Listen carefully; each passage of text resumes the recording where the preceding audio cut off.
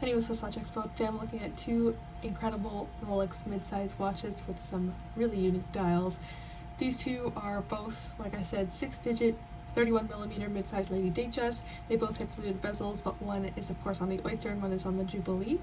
And they're both incredible examples, so let's get into it. So the one on the left has this beautiful silver mother of pearl Goldust dial, and it has Arabic hour markers and diamonds at the 6 and the 9. So it's got a lot going on, but it still looks really pared back because the silver matches the rest of the stainless steel and white gold watch, and I just think it looks really beautiful. I don't know how they do this color of dial, but you can see it has very subtle texture, so it's perfect for someone who wants something a little bit different but wants it a little bit understated as well.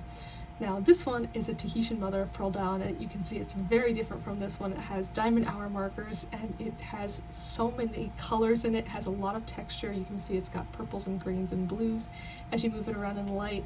It's an incredible piece. It's something that you don't see all the time, but it still is so stunning whenever you do see it. So if you're looking for some more interesting and unique dials, we have a lot on all of our Rolex watches, so you can check them all out at SwissWatchExpo.com.